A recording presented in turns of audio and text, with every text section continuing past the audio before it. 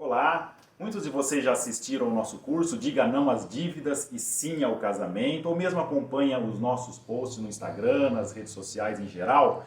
E recentemente tem surgido muitas dúvidas no seguinte sentido: Fábio, vale a pena vender o carro, ficar sem carro e ter só um veículo de locação?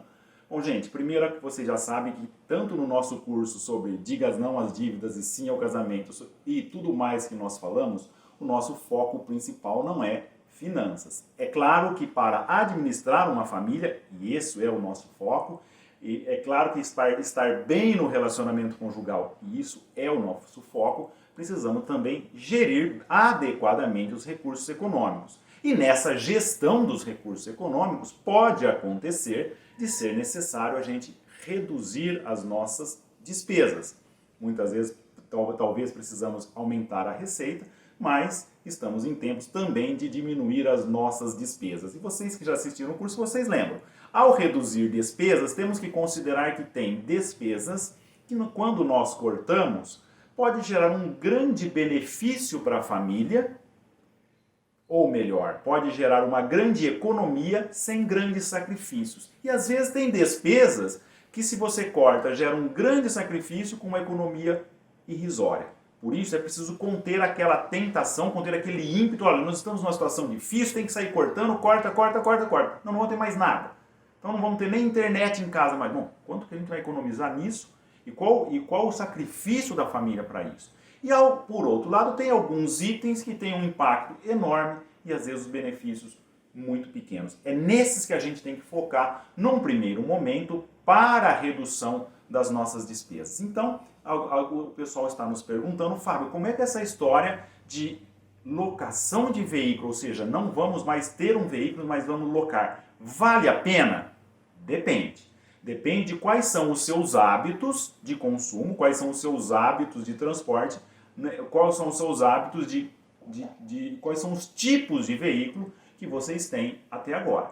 Se você já está acostumado a comprar um veículo usado, ficar um determinado tempo com ele, fazendo as manutenções, mas sendo austero nos gastos com manutenção, e depois vende depois de um determinado tempo e compra outro usado, provavelmente a locação vai ficar mais cara e não vale a pena.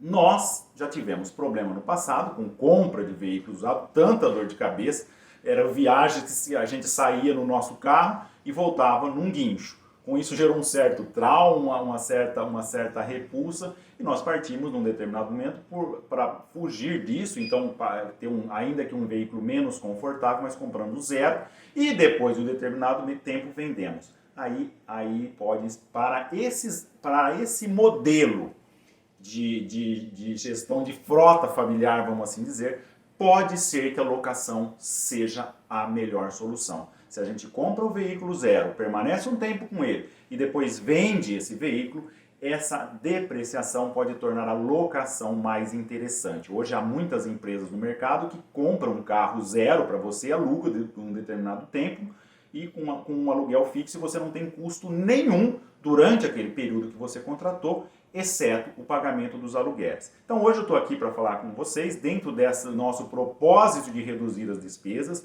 o nosso propósito sempre que o nosso foco é de administrar a família e melhorar o relacionamento conjugal, se vale a pena ou não partir para uma locação. Para isso a gente vai considerar que o item mais importante no custo de um veículo para quem compra zero e compra e vende depois de um determinado tempo, é o custo de depreciação. Então, como que a gente vai fazer uma planilha, como é que a gente vai fazer essa conta para saber se compensa ou não? Veja lá quanto custa um veículo zero do modelo que você quer. Eu fiz aqui com uma Spin, família grande, talvez no mercado uma das maiores, uma que tem aí 7 lugares. Eu fiz aqui o modelo com uma Spin, quanto que seria você comprando esse veículo hoje zero e vendendo depois de um determinado tempo. Para nós chegarmos a essa conclusão, eu fiz uma tabelinha e você joga lá o valor de mercado do veículo. Tá? Então, nessa tabela você tem, no nosso caso aqui, ele custava R$82 mil, 80, tá nessa faixa aí, um valor promocional estaria nesse valor. Depois tem uma tabela, na tabela FIP, que você consegue ver o valor de mercado. Então a gente pode, por exemplo, na tabela FIP, ver o mesmo veículo com 2 anos de uso. Se a gente pegar ou um veículo similar, porque esses modelos mudam muito, mas que tem os mesmos itens, no nosso caso, no caso desse veículo que nós constatamos ali na tabela FIP, eu vejo que um veículo similar com 2 anos de uso, hoje a gente venderia esse mesmo veículo por R$ 58.500. E olha, a gente já vê que nesse tempo a gente já teria uma depreciação de 24.390. E quem tem um pouco de experiência disso sabe que na hora de vender, dificilmente você vai conseguir vender pela tabela FIP. Claro, se você tiver muita paciência, anunciar numa OLX, tentar vender por conta própria, conseguir vender para um amigo, alguém próximo a você, talvez você consiga vender pela tabela FIP. Do contrário, se vai vender numa loja de revenda, se vai entregar ele na compra de um veículo novo, dificilmente você pega esse valor, de modo que a depreciação pode ficar até maior do que esse montante que nós estamos chegando aqui de R$ 24.390. A partir daí, nós vamos então, para saber se compensa a compra ou compensa a locação, ver quanto esse carro que você ficou com ele 2 anos, eu comprei ele hoje, vendi daí 2 anos, quanto é que ele custou para mim? Eu perdi R$ 24.390 no mínimo, tá? Se eu vender na tabela FIP, eu pegaria isso. Isso dá um custo por mês de R$ 1.016,25, ou seja, eu comprei um carro zero para vender depois de 2 anos, só a depreciação dele é uma perda de aproximadamente R$ 1.000 por mês. Muito bem. Esse carro vai ter seguro. Fiz uma cotação desse veículo 0 km, uma cotação grosso modo em Campinas, que tem um índice de sinistralidade um pouco elevado, então o seguro dele ficaria lá em torno de R$ 2.700 por 2 anos, R$ 5.500 eu gastaria de seguro com esse veículo, ou seja, dividido por 24 meses, eu tenho um custo mensal de R$ 232.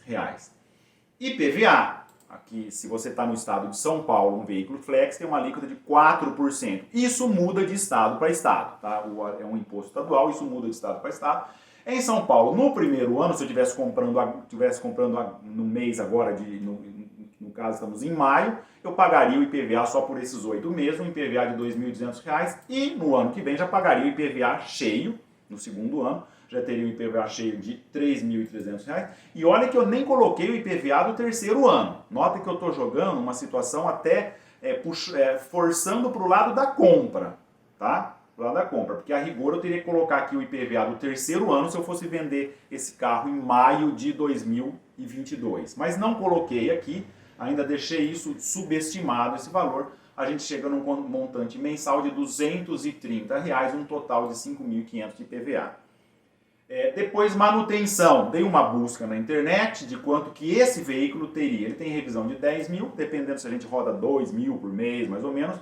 Pelo menos 3 mil quilômetros, pelo menos a revisão dos 30 mil quilômetros, se a gente rodasse 2.500 por mês, ele teria essas 3 revisões num total de 1.472. Isso se não acontecer nada. Não precisa trocar um pneu, não tiver alguma avaria, nada, não aconteceu nada. Sabe aquele dia que você entra na concessionária, não deixa o vendedor te vender nada a mais, nem um alinhamento, nem um balanceamento, ou seja, eu estou jogando no osso, o básico do básico, só o que seria com valor de manutenção. E depois chega um outro item um pouco mais difícil da gente calcular, que é o seguinte: provavelmente nós vamos financiar esse veículo. Se a gente for financiar o valor total do veículo, eu não posso contar tudo que eu vou pagar de prestações do financiamento. Não é assim que se calcula.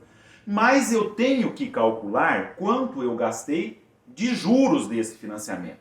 E para quem entende um pouquinho de finanças, os financiamentos de veículo eles são calculados com base na tabela Price.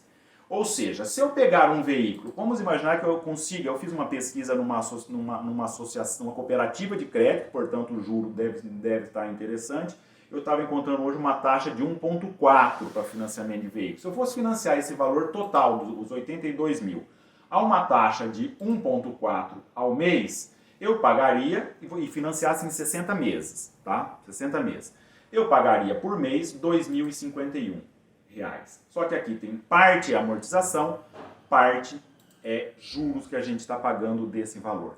E na tabela Price, como para quem tem um pouco de experiência vai saber, a gente paga primeiro os juros, depois a amortização vai ficando maior. Então se eu ficasse com esse veículo 24 meses, quando eu fosse vender lá, quando eu estivesse pagando a 24ª parcela, eu estaria devendo ainda R$58 mil, ou seja, ainda é menos, talvez até menos, do que o valor de mercado do veículo. Mas nós não vamos considerar isso agora, porque nós consideramos, para saber se vale a pena, o valor de venda dele, ou seja, eu vou vender por 58 depois, mas eu tenho que considerar o quanto que eu paguei só de juros nesse período.